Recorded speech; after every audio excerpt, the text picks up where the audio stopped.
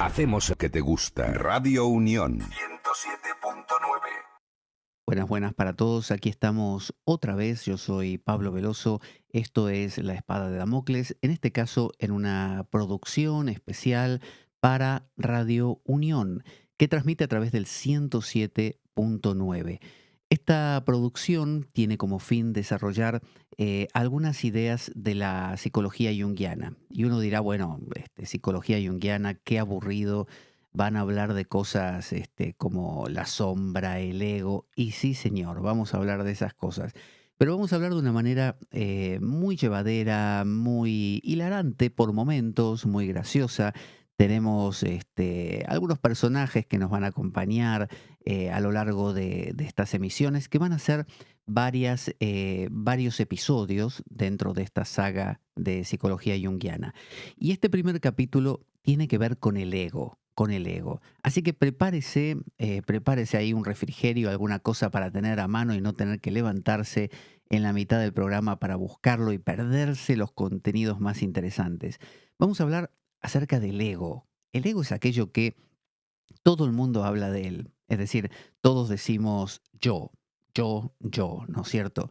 Yo personalmente soy argentino y ya conocen ese dicho que dice que el ego es ese pequeño argentinito que todos llevamos dentro, ¿no es cierto? Bueno, eso es el ego. ¿Eso será realmente el ego? ¿Qué cosa es? Bueno, la propia palabra en distintos idiomas hace referencia simplemente a yo. Ego viene de eu, ¿no? En portugués, de hecho, se dice eu, en italiano se dice io, en inglés se dice I, ¿no? Y bueno, otros idiomas también tendrán su manera, que no los conozco. Supongo que el alemán, el francés y muchos otros tendrán su forma de denominarlo. Ahora, fijémonos qué curioso que es una palabra pequeñita, como eu, io, yo, ¿no es cierto? Es el ego. Es el ego, lo tenemos todos los días nos encontramos con esta idea de yo. Yo soy el mejor, yo soy el peor, yo me gusto, yo no me gusto, no sé, a mí no me prestaste atención, ¿no? No se me tuvo en cuenta, yo no di lo mejor de mí mismo, podría haber dado más, me salí de mí. ¿Vio todos esos dichos que uno dice haciendo referencia a un algo que está ahí que uno no sabe qué cuernos es? ¿Qué cosa es el yo? ¿Dónde está? ¿En qué parte del cuerpo tenemos el yo? Tóquese a ver si lo encuentra, tóquese una pierna a ver si encuentra un yo por ahí. Si lo encuentra me dice, ¿no? ¿Estará en un pie? ¿Estará en una mano? Hay gente que se toca la cabeza para pensar, justamente para considerar que ahí está el yo. Pero los japoneses se tocan el corazón, el kokoro, ¿no? O el kokoro, una cosa así, y ahí dicen que está el alma, el yo, ¿no? ¿Dónde está el yo en el cuerpo? No lo sabemos. Es una entidad sutil que parece escurrirse por nuestros dedos como cuando uno recoge agua con las manos. Entonces, vamos a ayudarnos de Edward Edinger, que era un psicólogo junguiano. Para quienes no conozcan a Jung, sepan que Carl Gustav Jung era un psicólogo suizo que en algunos momentos tuvo tratos con Freud a nivel colegas y luego tuvo algunas discrepancias. A Freud supongo que todo el mundo lo conoce, pero bueno, quien no lo conozca es como el padre de la psicología actual, ¿no es cierto? Y Jung dio un paso más que Freud en el sentido, no por ser mejor, sino en el sentido de que agregó algunos elementos adicionales y dijo, la vida no termina en una individualidad, no termina en mi mundo de yo y mi familia, o mi familia y yo, sino que hay más, hay más. Hay todo como una especie de bagaje cultural intemporal y todos bebemos de él, ¿no? Pero estas palabras pueden resonar como muy extravagantes. Así que vamos a ir recorriendo algunas de las afirmaciones de Edinger que pertenecen a un comentario que hace Edward Edinger a una obra de Carl Jung llamada Aion, ¿no? Que sería como si uno dijera eón, un eón. Un eón uno lo entiende como un periodo muy grande de tiempo, pero también un eón es como los grandes seres, los eones, los grandes seres este, que controlan, no sé, el universo entero, ¿no? Los grandes principios. Así que ese libro, Aion, es comentado por Edinger. Y eso vamos a usar nosotros para entender temas como el ego, como la sombra, como el animus y el ánima y como el sí mismo. Así que vamos a comenzar entonces con el ego. Eh, el ego es el comienzo, obviamente, porque ¿qué es lo que usted tiene más a mano? ¿No es cierto? ¿Qué es lo que tiene ahí que no hay duda que está? Es decir, usted se encuentra consigo mismo todos los días. Se levanta por la mañana y al primero que ve en el espejo o a la primera que ve en el espejo es a ese o a esa que ve todos los días, con el que convive y con el que a veces, fíjese, uno dice, por ejemplo, no sé, cómo me gustaría encontrar una película que me absorba, ¿no? Perderme en esa película, desaparecer, no descansar de mí por un rato, ¿no? Como que uno a veces está cansado de uno mismo y necesita una especie de autorreparación, de descanso. Entonces, en realidad ese ego vemos que es un poco, como dicen aquí en Asturias, cansino, un poco agotador. Entonces dice, debemos comenzar desde el principio, el ego. Ese es el punto de partida. Uno puede hablar de Dios, uno puede hablar de la vida, de la muerte, uno puede hablar del pasado, todo lo que quieras, pero lo que uno tiene ahora mismo es yo, yo. Si uno piensa en el pasado, lo piensa desde yo, desde ese yo. Si uno piensa en el futuro, piensa desde yo. Si uno emite un juicio hacia los demás, siempre es desde ese yo, ¿no? Desde ese centro, desde ese ego. O sea que el ego es el centro de nuestro universo. Por lo tanto, es súper importante. Si uno no entiende el ego, no entiende nada, porque todo se mira desde él. No existe percepción de la vida que no parta desde ese ego. Así que fíjese qué importante que es encontrarse con él. Entonces, dice Edinger, entendemos al ego como el complejo factor con el que están relacionados todos los contenidos conscientes, que es lo que acabo de decir. Es decir, todo lo que usted piense, todo lo que usted recuerde, todo lo que usted anticipe, todas las preocupaciones que tengan, todas se van a remitir a yo. O sea, no existe preocupación sin su yo. El yo tiene que estar siempre detrás. Así que entender ese yo es como el ladrillo fundamental del edificio. Entender ese yo es entender todo lo demás. Entonces, em, dice, forma el centro del campo de la conciencia. ¿Esto qué quiere decir? Que pueden pasar mil cosas alrededor mío, pero si yo no me doy cuenta de ellas, no existen. Es decir, si no hay un yo que diga, oh, acabo de escuchar un sonido así, acabo de ver pasar un amigo, ese evento no ha existido. Es un poco como en el budismo zen cuando se habla de esto de que si cae un árbol en el medio del bosque y no hay nadie para escucharlo, ¿realmente ha caído? Y alguien diría, sí, obviamente ha caído, pero no hay nadie que lo esté presenciando, no hay nadie que pueda decir, cayó. Entonces, ¿realmente cayó? ¿Realmente hizo ruido? Si no hay nadie que diga, hizo ruido. Entonces, lo que nos muestra el ego es que el ego es el que nos cuenta que la vida está ocurriendo. Por lo tanto, lo que yo no detecte, para mí no ocurre ni ocurrió jamás. Así de importante es el ego. Por eso todas estas cosas de matemos al ego, no tienen mucho sentido, ¿no? Vamos a invitar a nuestro amigo Filemón a que nos cuente, se presente básicamente. Buenas. Hola Filemón, ¿qué tal? Bueno, acá estoy. Soy Filemón y vengo a participar del programa. Bueno, ¿y cuál es tu participación? ¿Qué es lo que vas a hacer aquí? Bueno, no sé, soy un tipo inteligente y capaz, así que voy a aportar mis ideas cada vez que haga falta. Bueno, vale, te vamos a convocar cuando necesitemos. ¿Vos sabés algo del tema del ego? El Lego, el de jugar, de las partecitas que se van conectando. No, eso es el Lego. Yo digo el ego. Ah, no, del Lego no. Bueno, si se te ocurre alguna cosa ya sobre el ego o si vas leyendo alguna cosa mientras hablamos y querés contárnoslo, tenés total libertad, ¿eh? Bueno, muchas gracias. No, de nada. Este programa es así, es abierto. Ya tendremos algunos otros invitados también que van a ir interaccionando con nosotros. Em, entonces, el ego es el centro de nuestra identidad, personalidad, todos los contenidos conscientes, si no se relacionan con nuestro ego, si nuestro ego no dice, estoy viendo tal cosa, estoy recordando tal otra, me preocupa tal otra, no existe. Esto quiere decir que si yo me pongo a ver una película y desaparezco en la película, la trama de la película me come, no me entero de nada. Y eso es súper agradable, porque por un rato mi mundo se diluye, desaparece. Es como que está ocurriendo algo, pero no está ocurriendo a la vez, porque no lo estoy notando. Entonces, ahí nos damos cuenta cómo el notar lo que ocurre, la gente que nota mucho lo que ocurre, se preocupa más y se estresa más.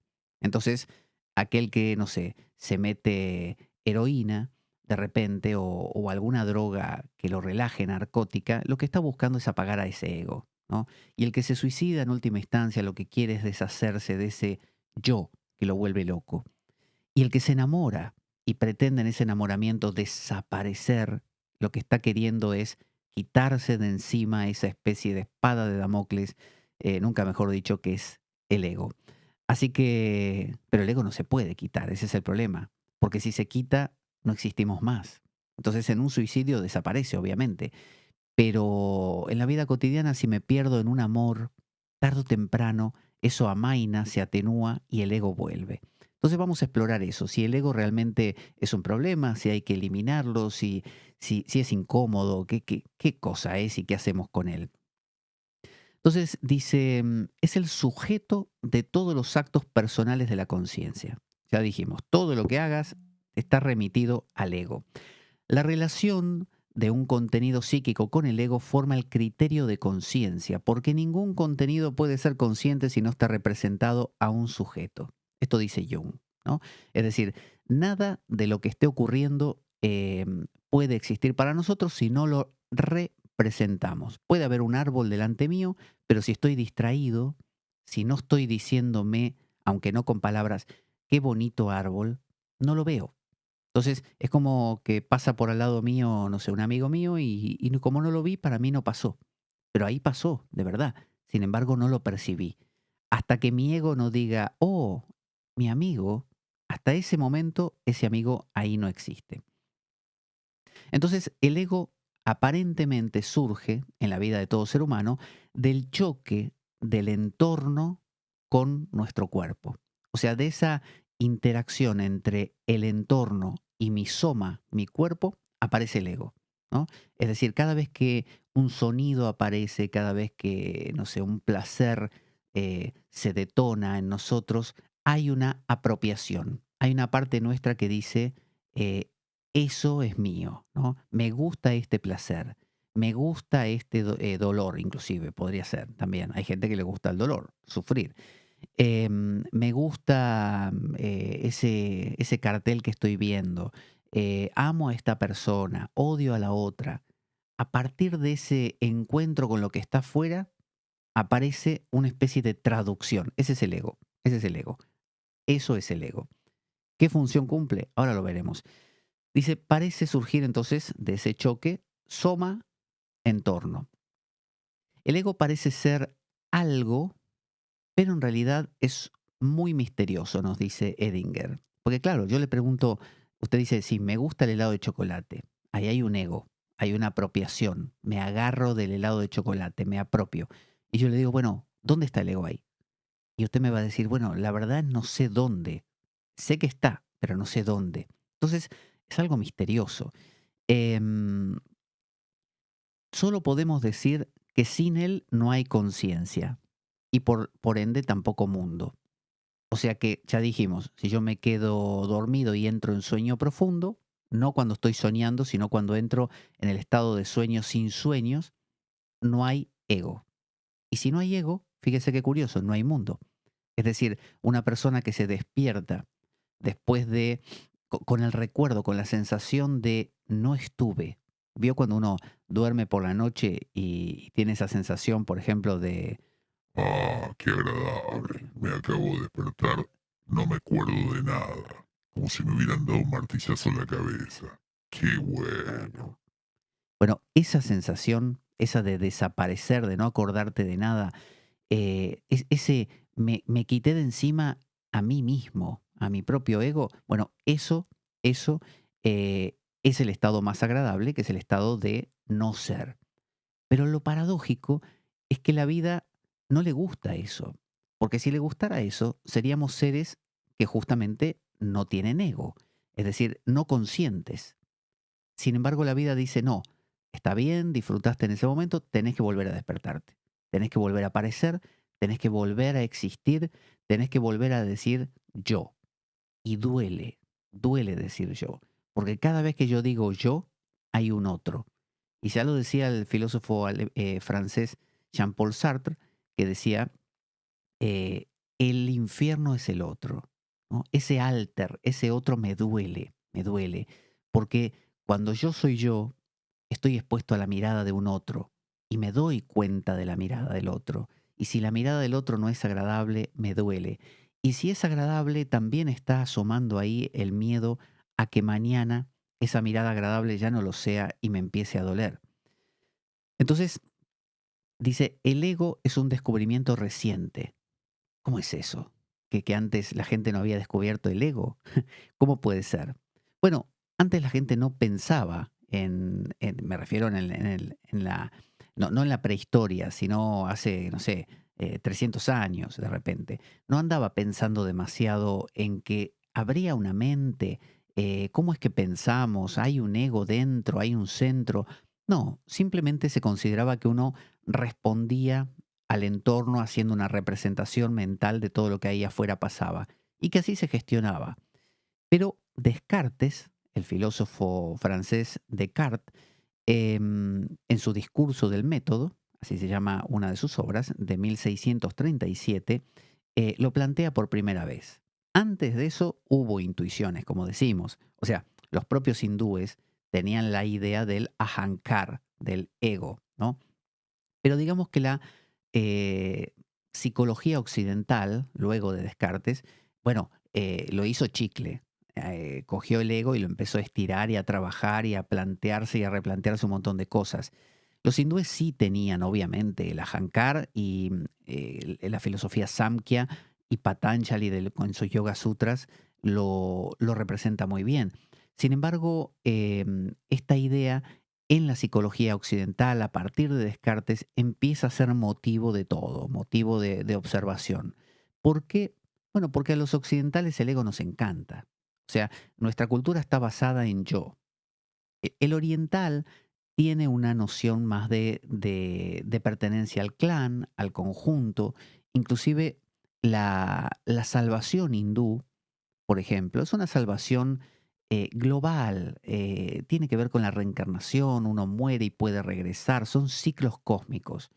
Mientras que para el occidental, al revés, la salvación es individual. Dios te va a mirar y te va a decir, por ejemplo, Eh, aquel día, el domingo ese por la tarde. Sí, es el que te acordás bien.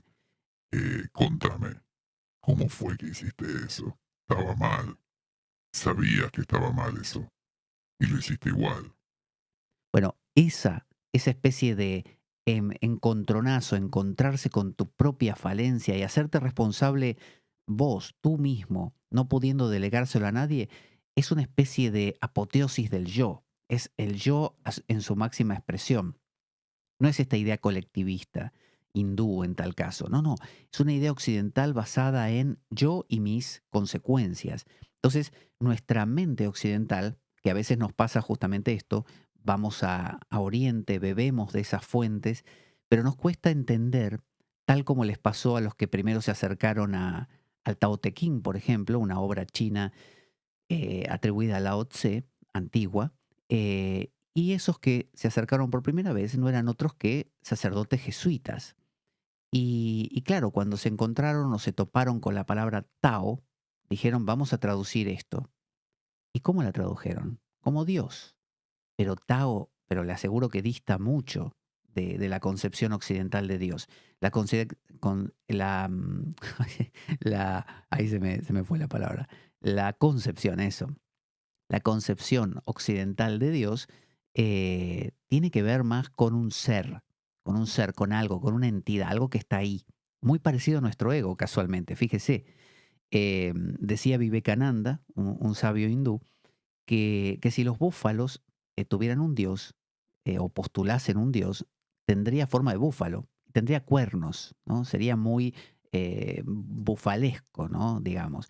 Mientras que nosotros, si postulamos un dios, va a tener entidad como nosotros. O sea, se va a parecer a nuestro ego. Básicamente, Dios para nosotros es un ego muy grande. Es el más grande de todos los egos. Así.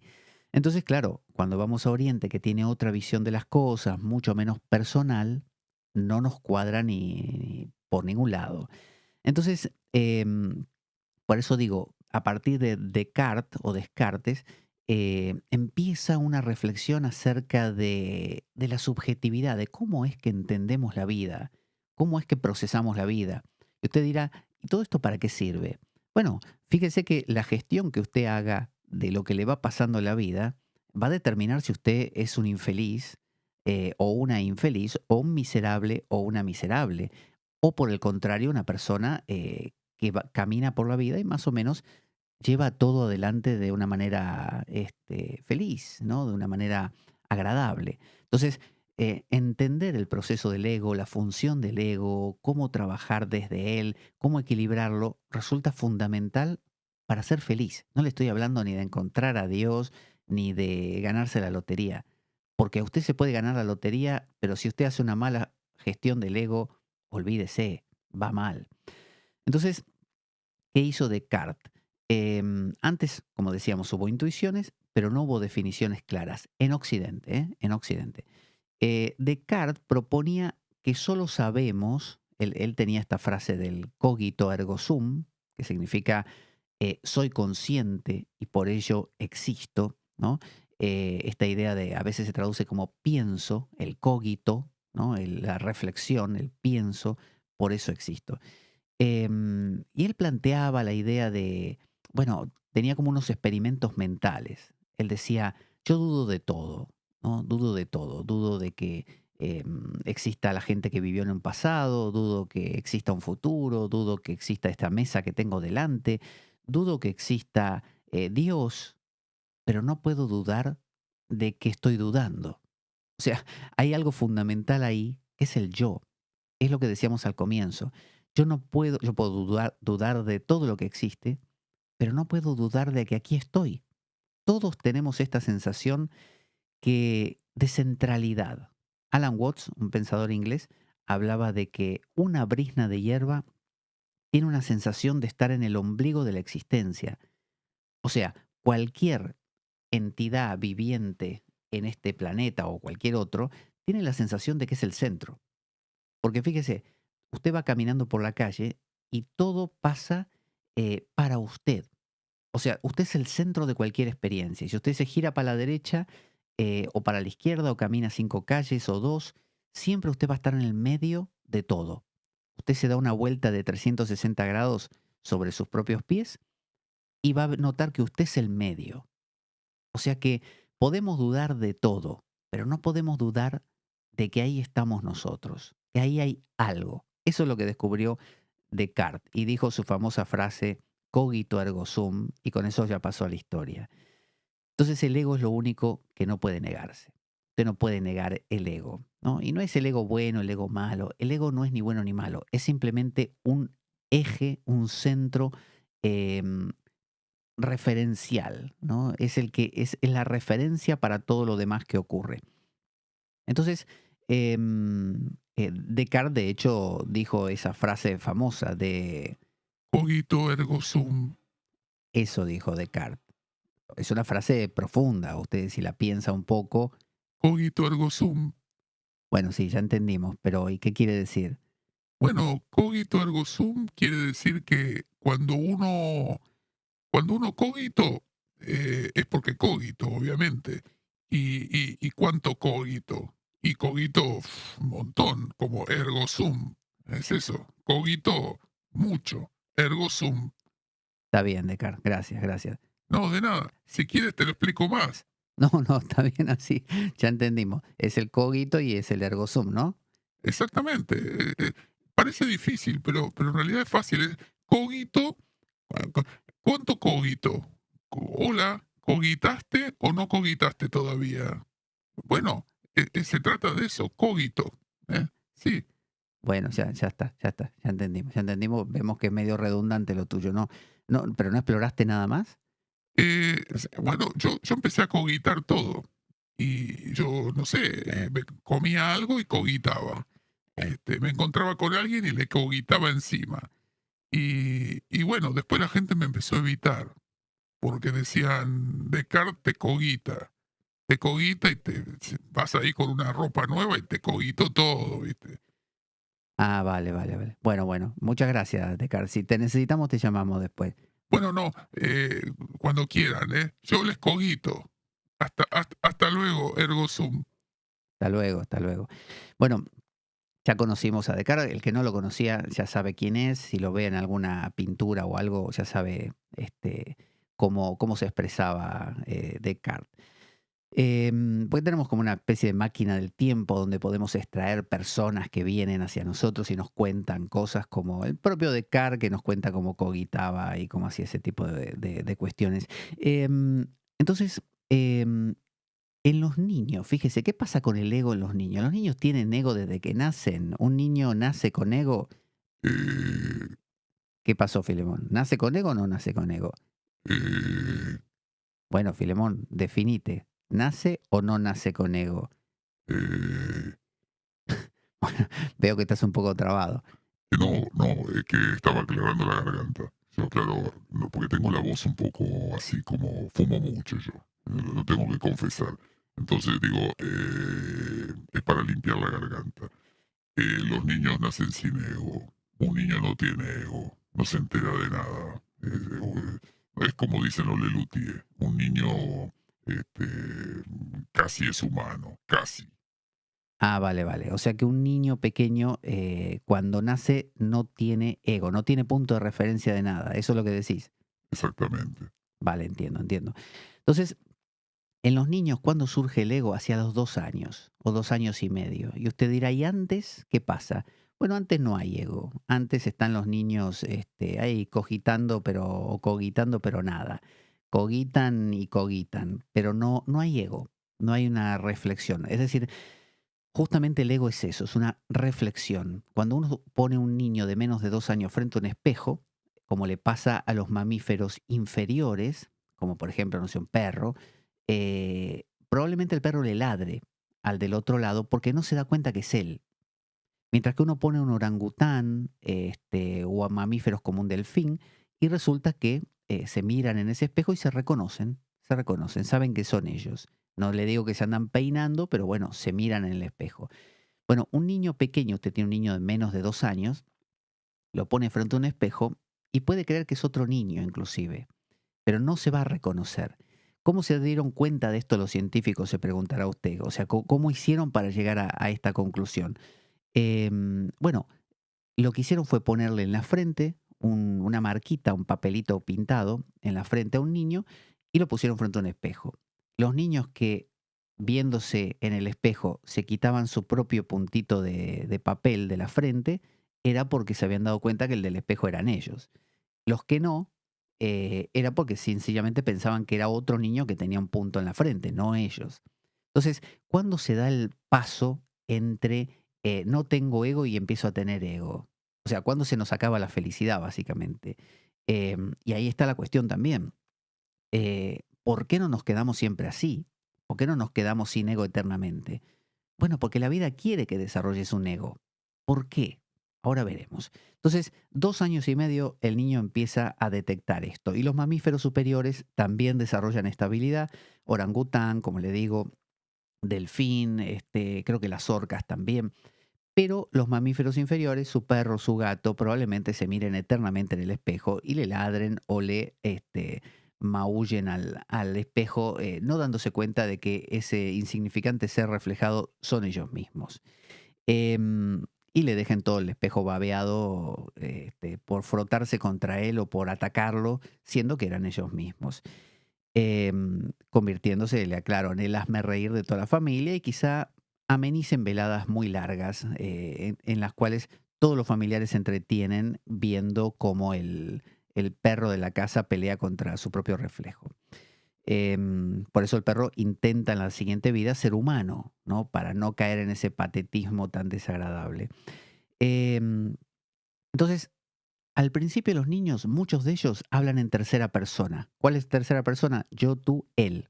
Entonces dicen, yo me llamo Pablo, ¿no? Entonces el niño, ¿qué diría? Diría algo así como, por ejemplo, Eh, Juancito tiene hambre. es decir, no hablan diciendo, Mamá, tengo hambre. ¿Me das de comer? no, dicen, Juancito tiene hambre. Juancito quiere jugar. Juancito quiere ver la tele. es decir, hablan como Maradona, que Maradona habla de él mismo como en tercera persona, como diciendo, el Diego jugó bien hoy, porque el Diego es el Diego.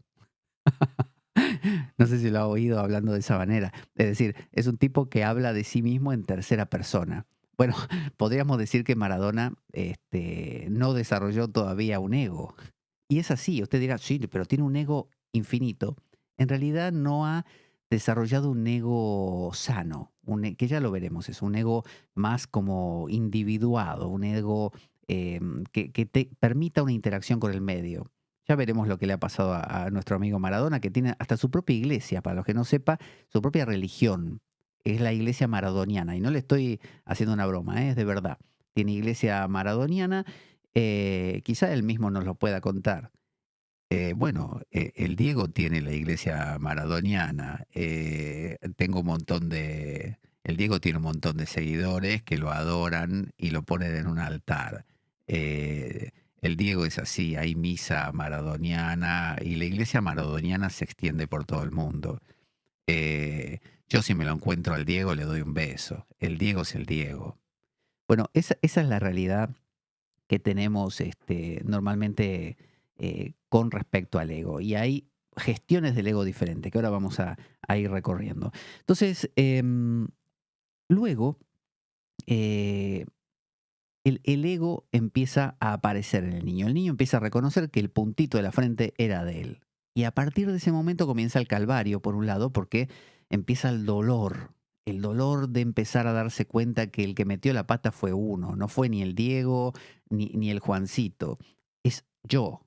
Y ese yo duele, pero también te da la posibilidad de existir, te da la posibilidad de que a partir de ahora sos. Hasta ese momento no eras como una especie de cosa colectiva, eras el Diego, ¿no? Como un ente colectivo que vaya a saber dónde está. Ahora soy yo. Entonces, em, Jung dice que el ego viene después la verdadera conciencia de él. Es decir, que con que el ego aparezca no quiere decir que te lo apropias. Hay mucha gente que jamás adquiere la conciencia del ego. Fíjese qué curioso. Por eso le decía el caso de Maradona.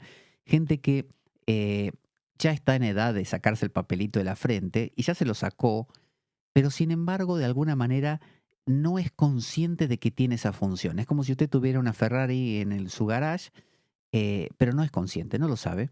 Y por lo tanto, puede tener la Ferrari toda la vida y nunca la va a usar. Va a acumular polvo. Usted va a andar en su coche, como dicen aquí, cutre, desastroso, porque no sabe que tiene una Ferrari ahí. Bueno, usted tiene un ego, pero no lo ejercita. Bueno, eso es lo que pasa en casos como, por ejemplo, Maradona, que en lugar de empezar a utilizar su ego y el niño empezar a vivir su ego, se identifican con otra cosa más grande. Por ejemplo, el Diego es una especie de Dios con que se identifica Diego Armando Maradona. Y por lo tanto, él no es Maradona, no está viviendo su vida, está viviendo la vida del Diego, ¿no? Un postulado. Es una vida de prestado, no está siendo él mismo, ¿no? Y la vida quiere que seas tú, vos, porque si uno no es uno mismo, la vida te dice, Es como si la vida te dijera, Escúchame una cosa. Yo quiero que tengas un yo, porque si no tenés un yo, sos yo. Es decir, yo soy la vida, la totalidad. Quiero que vos existas, porque si no existís, no, no me puedo referir a vos, no puedo charlar con vos. Y yo quiero dialogar, ¿te das cuenta? El ego me sirve para poder hablar con vos. Pero si vos renunciás a tu ego o no te enterás que lo tenés, eh, ¿con quién hablo yo? Conmigo, porque no tenés entidad, ¿te das cuenta? qué cosa fea es cuando uno quiere hablar con alguien y no hay nadie. Cuando uno le pregunta al otro, ¿pero qué te gusta? No, todo, te dice la persona. Por ejemplo, te dice, A mí me parece que todo está bien. pero ¿cómo todo está bien? ¿Qué equipo de fútbol te gusta? Todos. ¿Cómo que todos? Sí, a mí todo me da igual. Para mí todo está bien. Pero ¿y si te escupo? Y también. ¿Y si te pego? Y puede ser. También. Capaz hasta me gusta. ¿Y si te mato? Y bueno, se habrá acabado todo. Cuando uno habla con alguien así, ahí no hay ego. Es una persona, pero no porque es un niño y todavía no lo desarrolló. Es un adulto que nunca habitó su ego, no quiere existir, no quiere vivir. Porque claro, vivir es un precio, es sufrir. Decía Unamuno, don Miguel de Unamuno, citando a otro pensador, decía, oponere dragón emprendere vitam est, ¿no? Oponerse al dragón es aferrar la vida. Cuando vos te opones no sé, a las circunstancias de la vida, cuando te duele la vida, la estás aferrando, estás viviendo, o sea, te lo estás ganando, ¿no? Entonces, quien no hace eso porque quiere una vida fácil, bueno, evita ese problema y queda colgado en una nube. Entonces, Jung, por ejemplo, hacia los 11 años experimentó, cuenta él, que hasta ese momento, él lo cuenta de una manera muy radical, ¿eh? Él dice de esta manera, yo iba caminando un día a los 11 años y hasta ese momento vivía como en una niebla. Todo era una niebla. No había demarcaciones, ni pasado ni futuro. Pero de repente, así en un momento, algo se despejó. La niebla se apartó y empecé a ver. Y a partir de ese momento existió el yo. Y ahora era todo yo esto, yo lo otro. Esa es la experiencia de Jung. Y usted dirá, bueno, qué radical. ¿Habrá sido así? Bueno, no lo sabemos. Pero él dice que a partir de ese momento todo era una cosa vaga. No había nada claro. Y a partir de ese momento, 11 años, él empezó a, a recuperar su ego. Hay gente que nunca lo hace. Hay gente que trabaja, que tiene hijos, que va, no sé, al bar, que va al fútbol, que se enfada, que se pelea, pero nunca es alguien, no tiene un yo. O sea, lo tiene, pero no lo ejerce.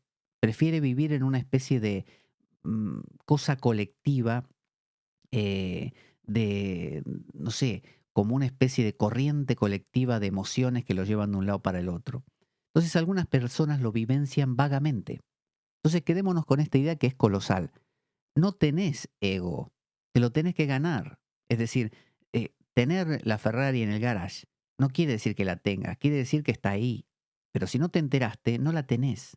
Entonces el ego hay que ejercerlo, hay que habitarlo, hay que vivirlo y aprender a gestionarlo de la mejor manera posible.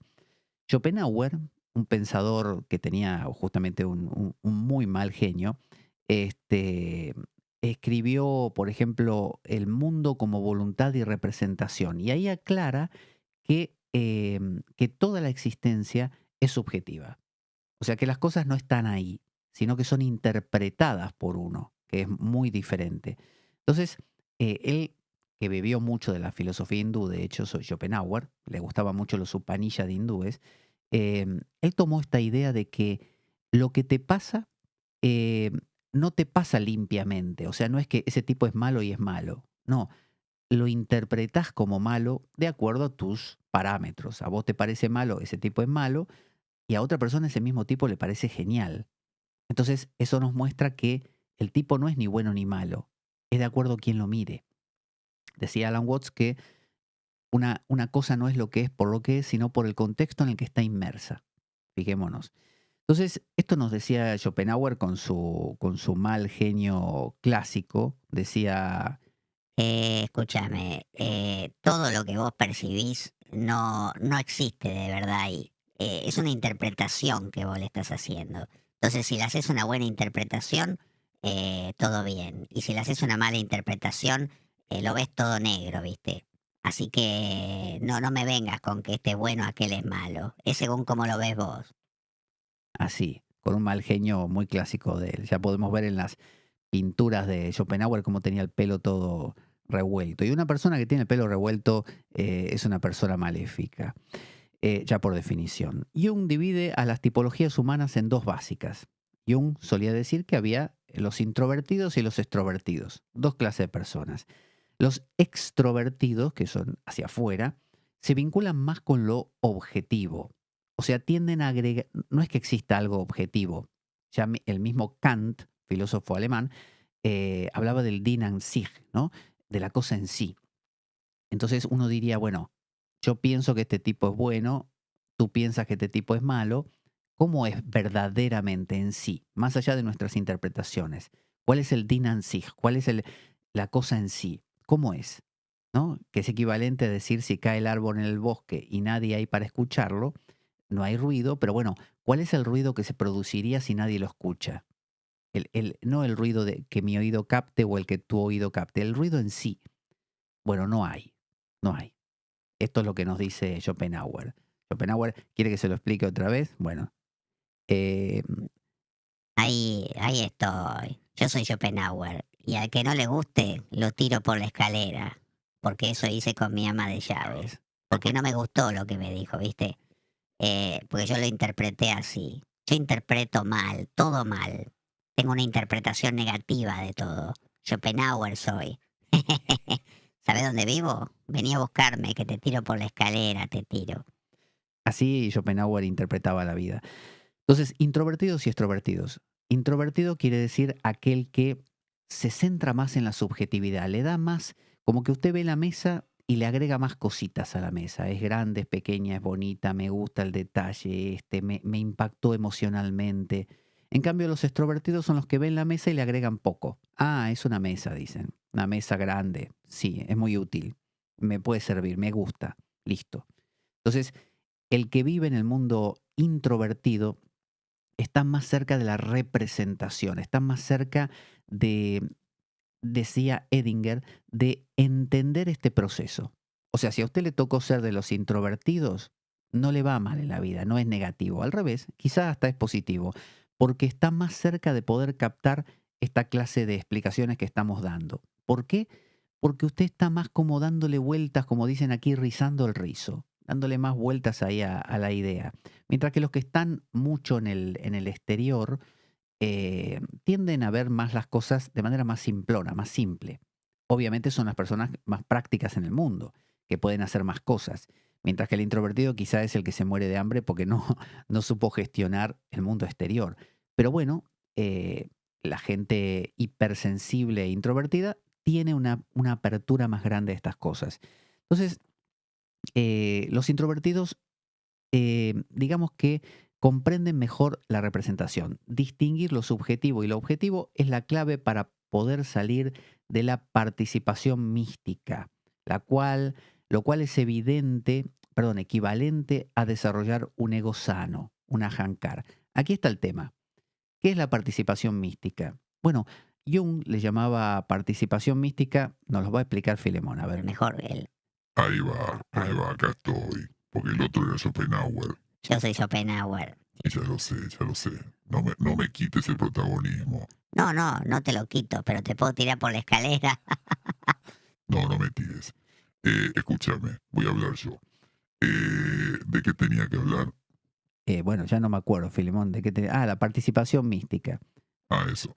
Participación mística. Es como el bebé que vive en este mundo, como Maradona, por ejemplo, que habla en tercera persona, que no se entera de nada, que no se hace cargo de sus responsabilidades, ni de nada de lo que tiene que ocuparse. Es alguien que vive como en piloto automático. Va caminando por la vida, pero en ningún momento dice yo fui, yo me hago cargo.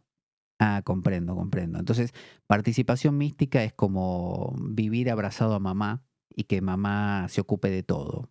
Así es. Vale, vale. Entonces, ¿cómo se rompe la participación mística? ¿Cómo podemos dejar de ser Maradona? ¿Cómo podemos dejar de ser ese niño para empezar a desarrollar un ego, apropiarnos del ego, abrir el garage y encontrar la Ferrari? Bueno, la forma, dice, es determinar la diferencia entre lo subjetivo y lo objetivo. Empezar a darte cuenta que lo que te parece que es, en realidad es una interpretación que estás haciendo. Y acá va toda la filosofía estoica, por ejemplo. Los estoicos se basaban en eso. Una cosa es lo que te parece y otra cosa es lo que es. Entonces, no me cae bien fulano, por lo tanto es malo. No, descubrir que no es que sea malo, es que a mí me parece malo. ¿Por qué nos saca eso de la participación mística? Porque desde el momento en que te das cuenta que esa persona insoportable no era insoportable, te parecía a vos insoportable por tus límites, tus parámetros, en ese momento empezás a hacerte cargo de tus decisiones y cargo del condimento que le estás poniendo a la vida. Por lo tanto, empezás a existir.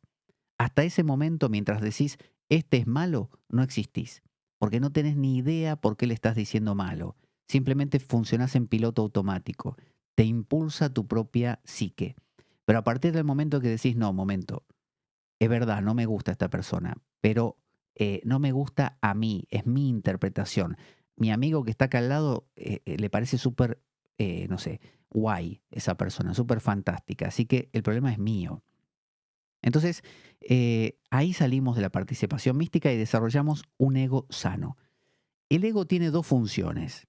Primero es el asiento de la conciencia, ya lo vimos, es decir, es aquel que todo lo que acontece en la vida está remitido a él, sin él no hay vida, sin él no hay, no puedo decir existo, acordémonos de eso, pero el siguiente elemento que lo define es que es el agente de la voluntad. Si no, fijémonos, todos nosotros tenemos esa sensación de em, yo soy el que tomo mis decisiones, yo soy el que decido cuándo hago algo, cuándo no, cuándo meto la pata, el libre albedrío en última instancia. Exactamente, exactamente, es el libre albedrío. El ego es el asiento del libre albedrío. Y usted dirá, bueno, ¿cómo libre albedrío? Si es una punta de un iceberg, de todo lo que hay en lo profundo, de lo inconsciente, ¿no? Y de la sociedad que me impulsa en mil direcciones. ¿Qué tipo de libre albedrío hablamos? Bueno, el ego está subordinado al ser, es verdad. Está dentro de algo más grande. El ego es una puntita, como decimos. Pero dentro de su patio trasero, de su, creo que se dice backyard, tiene un campo propio y ahí tiene libre albedrío. Es como si a usted le dijeran, por ejemplo, Mira, te vamos a dejar acá en este patio y en el edificio mandamos nosotros, pero en el patio este hace lo que quieras. bueno, ese es el libre albedrío del ego. El ego ahí puede hacer campar a sus anchas, hacer lo que se le da la gana. Bueno, esa es la sensación de yo tengo control de mi vida. Ese es mi libre albedrío. Entonces, para tener eso tengo que ser un ego. Quien no se apropia, no se ganó el ego, o poner el dragón en prender evita mes. Si no peleo contra el dragón, no rescato a la princesa o a la joya y no tengo ego. Por lo tanto, soy una especie de don nadie y a la vida eso le fastidia. La vida a los mamíferos superiores les dijo, quiero que tengan ego porque quiero dialogar con ustedes. Entonces, eh, dice, sin embargo, se encuentra sujeto por un lado al entorno que le acontece, o sea, yo tengo libre albedrío, pero el entorno me acontece. De repente me da el sol y me quema, o me da el frío y me hace tiritar. Y por otro lado, las influencias que me suceden desde dentro. Un día me despierto y estoy deprimido, otro día me despierto y tengo miedo. Son cosas que me vienen de dentro.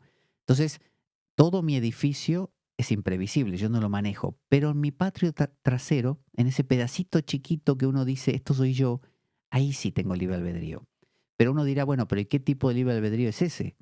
Si el libre albedrío está totalmente restringido, Bueno, es una especie de sensación, como que te dejaron en el patio trasero y te dijeron eso de, Bueno, quédate ahí y ahí hace lo que quieras. pero uno pregunta, ¿y qué pasa con el resto de los lugares? No, solo en el patio. Y algunas cositas, ¿eh? Cuando queremos nosotros te venimos a buscar. O sea, no hay un libre albedrío absoluto, no existe eso. Entonces, el libre albedrío es relativo y a veces poco y nada se puede hacer para forjar un destino a gusto propio. Eso ya lo sabemos, pero eso es algo con lo que hay que enfrentarse. Y ese enfrentamiento con esa limitación de mi libre albedrío es la gestión de un ego sano, es trabajar el ego, es darme cuenta que puedo cambiar cosas hasta ahí, pero debo intentar cambiar esas cosas, porque el intentar cambiar esas cosas, las pequeñitas que sí puedo, forman parte de la construcción de la apropiación de un ego. Si no, no tengo ego. Y uno diría, bueno, qué bueno, no tengo ego, feliz. No, porque uno está hecho, es como Heidegger hablaba del ser auténtico. Es como decir un manzano que diga, bueno, no doy manzanas y no pasa nada. No, algo dentro tuyo te va a palpitar y te va a decir, no sé, te va a decir, por ejemplo, así. Escúchame, vos sos un manzano. Y uno va a decir, bueno, pero no, es muy difícil dar manzanas. No, la verdad prefiero no. Escúchame, sos un manzano. Si no das manzanas, mal lo tuyo, ¿eh? Yo creo que te vas a sentir pésimo. Claro, vas a ver esa sensación de no estoy siendo quien estoy creado para ser o destinado a ser. Entonces, fíjese qué curioso, las proporciones del libre albedrío están en directa relación con el cultivo de un ego sano. O sea que si usted no cultiva su ego, no lo trabaja, no empieza a conocer sus límites, no tiene libre albedrío. Entonces, a veces subestimamos a las demás personas y les decimos cosas como, por ejemplo, Roberto, necesito que me hagas un favor, que te pongas firme y que le digas a Mariela que... y resulta que Roberto no tiene un ego trabajado. Entonces no tiene con qué. Hay gente que no tiene conciencia de sí misma, nunca se puso a pensar en qué piensa, nunca se puso a pensar en qué siente. Nos llamamos Homo sapiens sapiens porque no solo hacemos sapiens, que no es lo mismo que sapiens, que es pensar, sino que además pensamos en lo que pensamos. Entonces, de eso se trata el desarrollo del libre albedrío. Y hay gente que no lo tiene. Por eso cuando se va a terapia, muchas veces el terapeuta prueba a ver si el paciente tiene libre albedrío, si se lo ha ganado, y resulta que como no se lo ganó, no puede forzarlo. Entonces descubre que tiene que pedirle cosas muy sencillitas, porque si no se va a frustrar. Entonces es importante mesurar bien el nivel de libre albedrío que tiene alguien, el nivel de ego sano que ha conquistado, porque podríamos pedirle algo de lo que es incapaz. Uno puede pedirle a su amada que le cuente cuánto lo ama y resulta que esa persona no ha indagado, no ha mirado, no se ha hecho preguntas, no tiene libre albedrío, con lo cual la respuesta que nos dará será una respuesta muy tipo, Eh, eh, eh, eh, y uno le insistirá, pero ¿me amas? ¿Cuánto? eh, no, eh, ¿vamos a caminar? Ese tipo de cosas. Entonces, puede que al hablar con alguien, fíjese esto, qué loco, no estemos hablando con un ego, no estemos hablando con un ego, sino con un complejo, con el animus o en el ánima, que será motivo de siguientes programas, con el ser o con una alternancia de todos ellos. O sea que puede que uno hable con alguien y descubra que uno le hace preguntas y de ratos te responde y te dice, Sí, claramente. y en otros momentos uno le hace una pregunta a la misma persona y te responde, No, para nada. y otro día uno le cuestiona otra cosa y le responde, Sí, puede ser, ¿eh? Puede ser. Me suena que sí. entonces uno dice, ¿con quién estoy? Bueno, con alguien que jamás fue un sapiens sapiens, solo fue sapiens. Es decir, solo siente, solo piensa, solo hace, pero nunca se pregunta qué hace, por qué lo hace, desde dónde lo hace. Entonces, si no estamos hablando con un ego, ¿con quién hablamos? Bueno, hablamos con... A veces uno se encuentra con alguien y se da cuenta que no hay nadie ahí, que lo que hay es la influencia de la sociedad. Y son personas que son clones de un montón de otras, proclaman creencias y opiniones que no son de ellos, son creencias y opiniones del grupo, ahí dando vueltas. Entonces nos damos cuenta de que hay que trabajársela, como se dice aquí en España, hay que currárselo, hay que darle duro, o poner el dragonem, o ponerse al dragón, prender evitames, ¿no? Aferrar la vida es aferrar la vida. Entonces, hay que pelear por comprender, hay que hacerse preguntas, hay que decir, ¿quién soy? ¿Por qué siento esto? ¿Hasta dónde me interesa? Cuando uno se empieza a hacer preguntas, empieza a habitar en su ego, se hace amigo de su ego. Entonces nos damos cuenta que no se trataba de matar al ego, se trataba de descubrir al ego y de darle su lugar adecuado. El problema no era que teníamos un ego exacerbado, el problema era que las tendencias sociales, profundas, inconscientes, nos habían comido. Entonces no éramos egoístas porque éramos muy egoicos, éramos muy egoístas porque directamente nuestro ego había sido comido por otras cosas. Entonces se trata de recuperemos al ego. Entonces hay que fortalecer al ego para el diálogo con el sí mismo. Es decir, hay que trabajar nuestro ego, reconocer quién soy, hasta dónde puedo, qué soy capaz de hacer y qué no en cada situación, qué me gusta y qué no. Fijémonos que lo que estoy diciendo es hacernos preguntas. Hay gente que en toda su vida nunca se hace preguntas. Solo es un Homo sapiens, alguien que actúa, pero no piensa acerca de lo que está haciendo. Entonces, hacernos preguntas acerca de todo. ¿Por qué esto es así? ¿Hasta dónde es así? ¿Qué siento realmente? Siento, sí, que me gusta, pero ¿cuánto me gusta? ¿Siempre me gusta o a veces me gusta? ¿De qué manera me gusta? Cuando empezamos a hacernos preguntas y empezamos a descubrirnos de esa manera, la vida cambia, porque uno recupera un centro y empieza a funcionar desde ese centro, y eso es invaluable. Entonces, hemos hecho este recorrido simple, no demasiado profundo y creo yo bastante hilarante y entretenido por momentos, acerca del ego, del eu, del I, ¿no? Del io, del yo en última instancia, con la intención de que quizá al finalizar este programa se haga algunas preguntas y en los siguientes días se observe y diga, ¿quién soy verdaderamente? ¿Por qué me gusta esto? ¿Hasta cuándo? ¿De qué manera? ¿Con quién? ¿Para qué? Y ese hacerse preguntas genere la idea de diálogo. En nuestro siguiente programa nos vamos a encargar del tema de la sombra, que es otro aspecto de la psique muy importante, que es la que nos puede fastidiar la vida literalmente si no la tomamos en cuenta, porque nos puede generar una especie de película de terror. Y también luego miraremos el animus y anima, que son dos principios que propone Jung, y por último nos encargaremos del sí mismo, del self. Les recuerdo que este programa está pensado y gestado desde Radio Unión, a quien le mando un gran saludo, 107.9 desde Murcia. Hay una app genial que la pueden descargar tanto de Play Store para Android como del repositorio de Apple, de iPhone, para quienes tengan esos dispositivos y pueden escuchar todo el contenido que es genial de Radio Unión en streaming, en directo.